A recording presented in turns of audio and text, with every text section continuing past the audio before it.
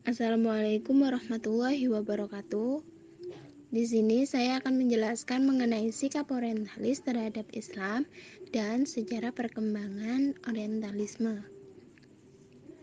Pengertian orientalis merupakan studi akademis yang dilakukan oleh bangsa barat dari negara-negara imperialis mengenai dunia timur dengan segala aspeknya, baik mengenai sejarah, pengetahuan, bahasa, agama, tatanan sosial politik, hasil bumi, serta semua potensinya.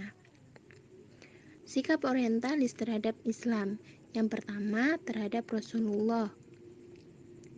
Perkembangan Islam di kawasan timur dan barat menjadi perhatian serius mereka.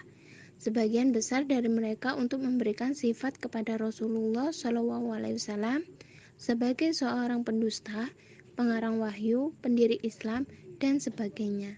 Dari sinilah muncullah kedustaan-kedustaan yang mereka buat dengan memberi julukan sebagai ahli sihir dan manusia syahwat. Yang kedua, terhadap Al-Quran. Sebagai langkah untuk menolak Al-Quran, para orientalis saling bahu-membahu dalam mengkritisi Al-Quran.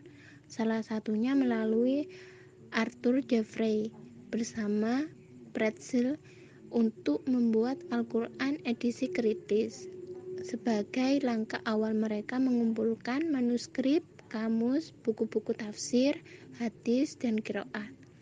Meskipun pada akhirnya proyek ini terhenti disebabkan Perang Dunia Kedua yang menghancurkan Jerman, usaha para orientalis untuk menyerang Al-Quran akhirnya berhasil menjebol pikiran sejumlah pemikir dari kalangan Muslim, salah satunya lewat Muhammad Arkhon, seorang cendekiawan yang namanya sangat terkenal di kalangan kaum Islam liberal.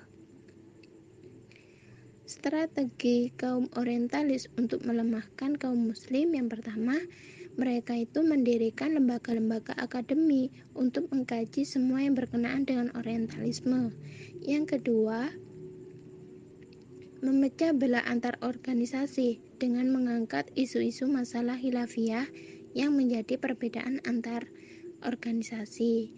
Yang ketiga, mengangkat serta melestarikan tokoh-tokoh yang sependapat dengan mereka.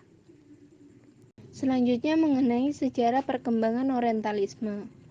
Awal mula munculnya orientalis ini disebabkan adanya studi-studi yang dilakukan oleh ilmuwan barat tentang ketimuran, baik berupa sastra, sejarah, adat istiadat, politik, lingkungan, maupun agama di Timur Asia termasuk Islam.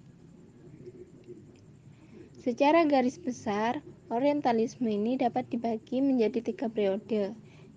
Yang pertama ini, masa sebelum meletusnya Perang Salib atau masa keemasan dunia Islam. Ada pendapat yang mengatakan bahwa pada abad pertengahan, pandangan orang Eropa tentang Islam berasal dari gagasan kitab suci dan teologis. Yang kedua, masa Perang Salib sampai masa penjarahan di Eropa. Pada periode awal Perang Salib ini, dibentuklah studi Islam untuk tujuan misi pada abad ke-12 pada masa Peter Agung, yang hingga saat ini menjadi lembaga utama pengetahuan Kristen. Dalam situasi sosial politik ini, ternyata aktivitas penerjemahan jauh lebih menarik di Eropa Kristen. Periode yang ketiga yaitu perkembangan orientalis muktahir. Sejak Perang Dunia Kedua dan setelah Perang Arab-Israel, bangsa Muslim Arab telah menjadi suatu tokoh dalam budaya populer Amerika, bahkan dalam dunia akademis, dalam dunia perencanaan kebijaksanaan, dan dalam dunia usaha. Selanjutnya mengenai tujuan orientalisme. Adapun tujuan yang ingin mereka wujudkan adalah yang pertama, membuat keraguan terhadap Al-Quran dan keabsahan Al-Quran sebagai firman Allah. Yang kedua, membuat keraguan terhadap kebenaran ajaran Nabi Muhammad. Yang ketiga, membuat keraguan terhadap urgensi bahasa Arab sebagai bahasa yang sesuai dengan perkembangan ilmu pengetahuan. Yang keempat, membuat keraguan terhadap nilai fikih Islami yang asasi. Yang kelima, membuat keraguan terhadap nilai peninggalan kebudayaan Islam dan ilmu pengetahuan yang ditemukan oleh cendekiawan Muslim. Mungkin itu saja yang bisa saya sampaikan. Wassalamualaikum warahmatullahi wabarakatuh. Semoga bermanfaat.